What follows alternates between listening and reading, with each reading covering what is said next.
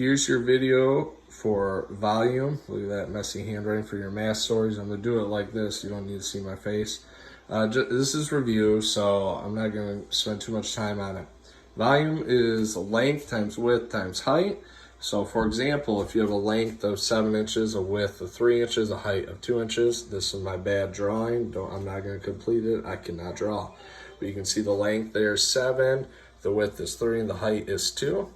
It gives us the equation, 7 times 3 times 2 equals 42 inches. Now notice I put a 3 above there, because when you're finding volume, you're multiplying three different numbers. So that gives you the cubic mark. Every time you find volume, you always end in cubes. So 42 inches cubed. Okay. Now you're going to also get problems where they give you the volume. They want you to say, what could be the length, height, and width of that volume? Now we did this already, this exact math story, I believe, a couple weeks ago when we were in school. So what you can do is you can break that 30 down into the multiples of 30. So 30 is 15 times 2, and you can't break that 2 apart anymore, so you bring straight down, but you can break 15 into 5 times 3. So what we have there is 5 times 3 times 2 equals 30. So there are your 3 dimensions you could already use for your problem, okay? So the length could be 5, the height could be 3, and the width could be 2, sorry. All right, now let's go down here. We got a volume of 20 inches cubed. We have a length of 5, and they want you to find the width and the height.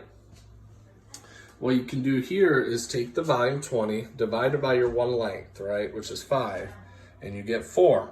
Now what that 4 means is your width times your height have to equal 4.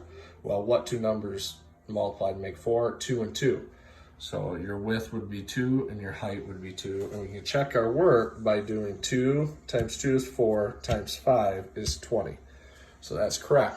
The last I made a mistake there, ignore that, is our volume's 45. And they give you the length and the width, and you have to find the height.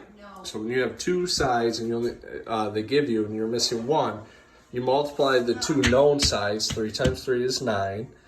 And then you divide the total volume by that 9. 45 divided by 9 is 5. And 5 is your missing height. So just the 3 types of problems you'll see on your math stories.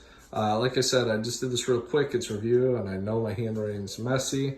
I hope you guys are all doing well. I'm going to post a moral focus video a little bit later on compassion and just talk about compassion a little bit, so stay tuned.